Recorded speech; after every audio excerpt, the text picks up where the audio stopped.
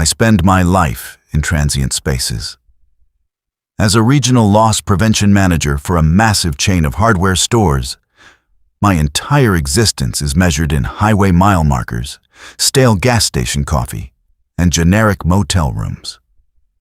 I cover a sprawling territory that stretches from the rusted industrial towns of Ohio down to the rolling foothills of Tennessee.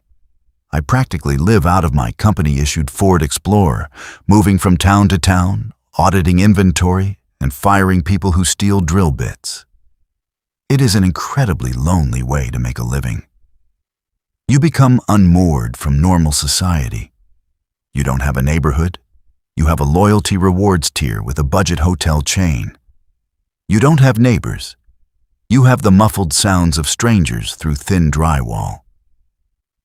Because my phone number is listed in the corporate directory for dozens of regional store managers, I get a lot of calls.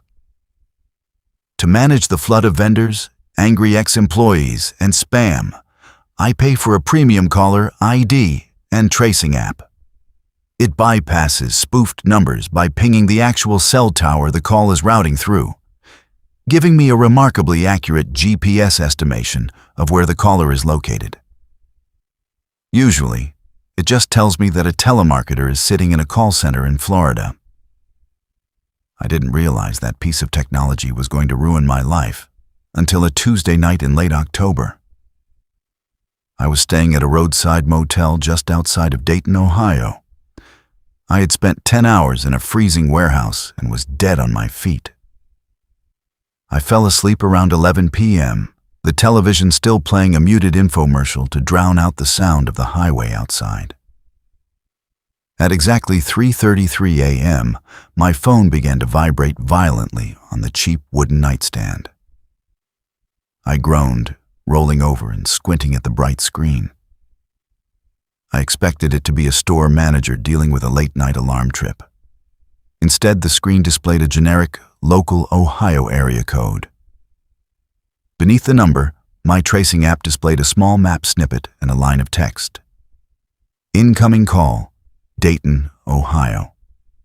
Estimated distance, 5.2 miles. I swiped the green icon and pressed the phone to my ear. Hello? This is Mark. No one answered. Hello? I repeated, my voice thick with sleep. Who is this? There was no background noise, no static, no hum of traffic, no wind. But the line wasn't dead. I could hear breathing. It was slow, rhythmic, and incredibly heavy. Every inhalation had a wet, rattling catch to it, like someone struggling to draw air through fluid in their lungs. Yahoo.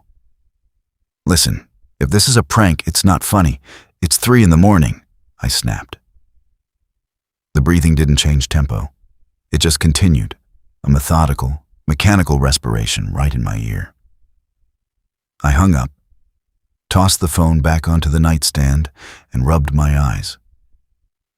I assumed it was a disgruntled employee from the Dayton store I had audited that afternoon trying to rattle me. I blocked the number, rolled over, and went back to sleep.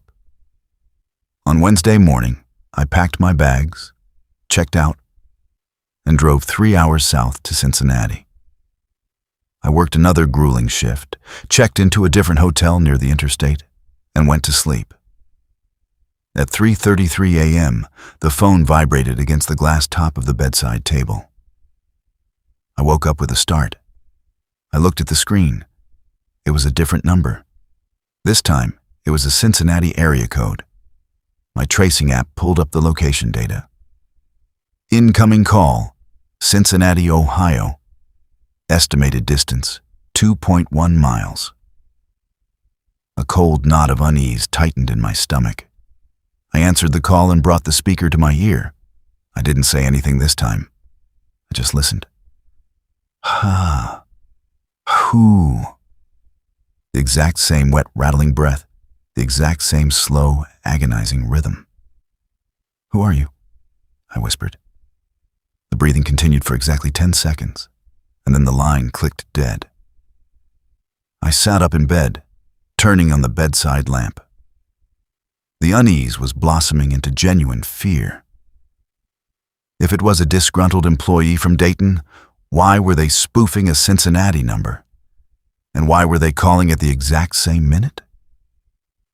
It felt too coordinated. Thursday morning, I altered my schedule. I was supposed to stay in Cincinnati for another day, but the creeping paranoia was getting to me. I called my district manager, made an excuse about a sudden inventory issue in Kentucky, and drove 2 hours south to Lexington. I didn't tell anyone exactly which hotel I was staying at. I used my personal credit card to book a room at a boutique place downtown, completely off the corporate grid. I ate dinner in my room. I locked the deadbolt and engaged the security chain. I stayed awake that night. I sat in a chair by the window, staring at the digital clock on my phone, waiting to see if the pattern would hold. 3:30 a.m., 3:31 a.m., 3:32 a.m. At exactly 3:33 a.m., the screen lit up the dark room. A new number, a Lexington area code. Incoming call, Lexington, Kentucky. Estimated distance, 0.8 miles. My breath caught in my throat. I didn't just look at the number. I stared at the estimated distance. Tuesday, 5.2 miles. Wednesday, 2.1 miles. Thursday, 0.8 miles. It wasn't just following me across state lines. It was getting closer. My hand was shaking so badly I almost dropped the phone as I answered it. I put it on speaker and set it on the table. Who? The wet, suffocating respiration filled the quiet hotel room. It sounded louder this time, more distinct. I could hear the faint, sickening sound of saliva parting in the back of the caller's throat with every exhale. "I'm calling the police," I said, my voice trembling. "I'm giving them this number. I'm giving them your location." The breathing didn't pause. It didn't react to my threat. It just breathed, slow and steady, a metronome counting down to something I couldn't understand. The call disconnected after exactly 30 seconds. I didn't sleep a single minute the rest of the night. As soon as the sun came up, I packed my car and left. I went straight to the Lexington Police Department. I sat in a brightly lit room with a tired-looking detective and explained the situation. I showed him my call logs. I showed him the location data from the app. He was polite but entirely unhelpful. He explained that burner apps and VoIP numbers can easily spoof local area codes. As for the location data on my app, he dismissed it entirely. "Those commercial tracing apps just ping the nearest server node the digital call routes through," he said, handing my phone back to me. "If someone is using a VPN, they can make it look like they're calling from the moon or from right down the street. It's a cyber stalking tactic to induce panic. Unless they make a direct threat or show up in person, there's nothing we can legally do but advise you to change your phone number." I left the station feeling more exposed than ever. Changing my number wouldn't matter. I knew it in my gut. Whatever this was, it wasn't finding me through a corporate directory. It was tracking me. By Friday evening, I was operating on dangerously low levels of sleep. I was scheduled to drive to Knoxville, Tennessee. But I couldn't stomach the thought of sitting in another lonely hotel room, waiting for the clock to strike 3:33 a.m. I decided to run. I figured if I stayed on the move, if I drove through the night on the Interstate at 80 miles an hour, the caller couldn't pin me down. The location radius couldn't shrink if I was a moving target. I bought 3 large black coffees and hit the road at 10 p.m. I drove south on 75, pushing deep into the Appalachian mountains. The night was pitch black, the highway mostly abandoned, except for the occasional long-haul trucker. The hypnotic rhythm of the dotted white lines and the hum of the tires began to lull my exhausted brain. I rolled all the windows down, letting the freezing mountain air blast into the cabin to keep myself awake. I turned the radio up until the speakers distorted. I watched the digital clock on my dashboard. 2:15 a.m., 2:45 a.m., 3:10 a.m. I was currently navigating a steep, winding stretch of the interstate passing through the Daniel Boone National Forest. There were no exits for 20 miles. No towns, no gas stations. Just miles of dense, unbroken wilderness and towering rock walls. 3:30 a.m. I gripped the leather steering wheel until my knuckles turned white. I kept glancing at my phone, which was sitting in the cup holder. The cellular signal indicator in the top corner of the screen showed only a single bar. 3:32 a.m. Just keep driving, I told myself. You're doing 80. Nothing is catching you. The clock clicked to 3:33 a.m. The screen in the cup holder lit up. My heart slammed against my ribs. I practically slammed on the brakes in sheer panic before catching myself. I snatched the phone out of the holder, keeping one eye on the dark, winding highway. The number on the screen didn't have an area code. It was just a string of zeros. But it was the tracing app's notification beneath the number that made the blood freeze in my veins. Incoming call. Unknown origin. Estimated distance, 0.0 miles. Location, inside vehicle. I gasped, dropping the phone back into the cup holder as if it had burned me. The phone kept vibrating, buzzing angrily against the hard plastic. I looked at the empty passenger seat. Nothing. I looked in my rearview mirror. The back seats were completely empty, illuminated faintly by the red glow of my taillights reflecting off the dark highway. I was completely alone in the SUV. The phone stopped buzzing. The call had gone to voicemail. I let out a long, shuddering breath of relief. It was a glitch. The app had finally broken trying to track a moving target with no cell service. The detective was right. It was just a digital illusion. I reached down to turn off the screen. As my hand hovered over the phone, my thumb accidentally brushed the screen, opening the voicemail notification that had just popped up. Because my phone was still connected to the car's Bluetooth system, the audio didn't play through the tiny earpiece. It routed directly through the SUV's massive surround sound stereo system. The entire cabin of the car was instantly filled with the deafening, crystal-clear sound of the breathing. Ah, ah. It was booming, vibrating through the floorboards and the seats. But the audio quality was different. It wasn't the compressed, static-laced sound of a phone call anymore. It sounded incredibly present. It sounded like someone was holding a high-definition microphone directly to their lips. Ha, hoo.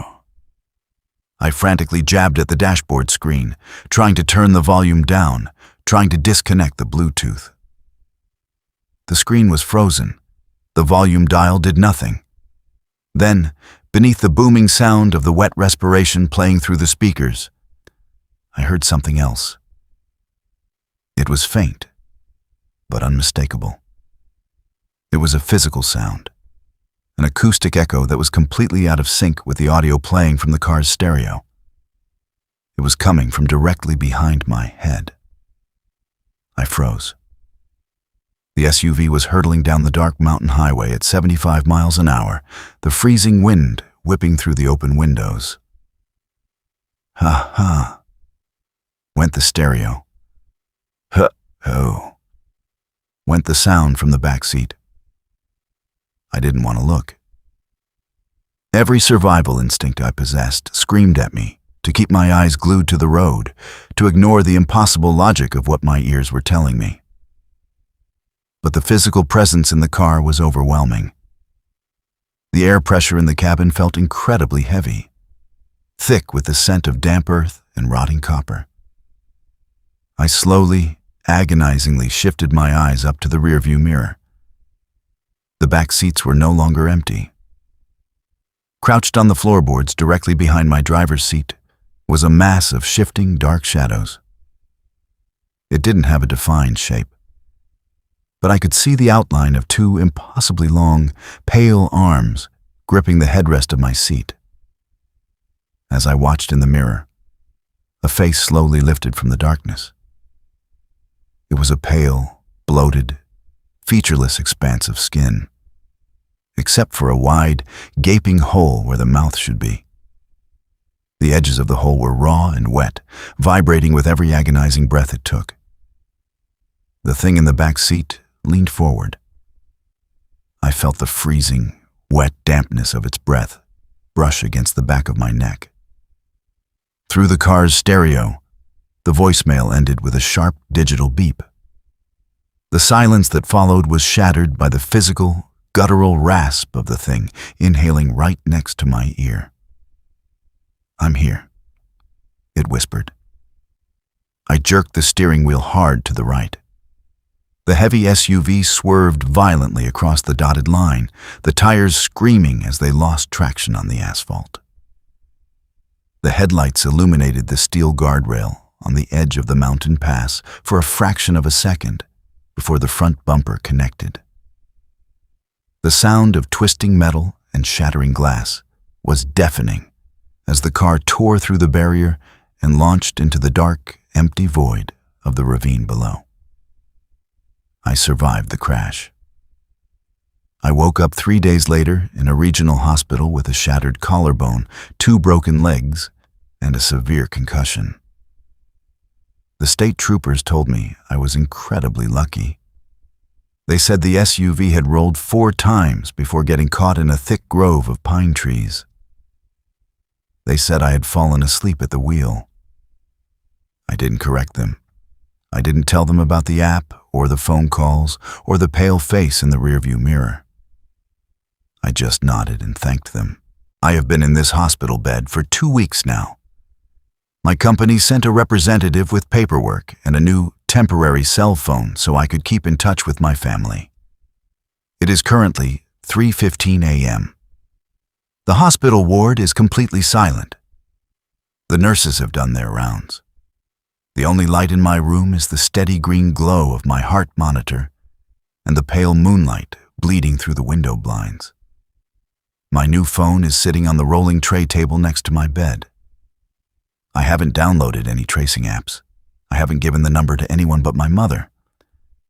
I am watching the digital clock on the wall. 3:30 a.m., 3:31 a.m., 3:32 a.m. I close my eyes, praying to a God I haven't spoken to in years. I pray for the minute to pass in silence. I pray that the crash left it at the bottom of that ravine.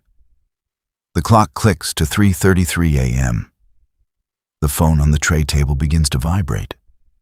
I don't open my eyes. I don't answer it. I just lie completely still, listening to the phone buzz against the plastic tray, feeling the air in my hospital room turn freezing cold, and waiting for the heavy, wet breathing to start from the dark corner by the door.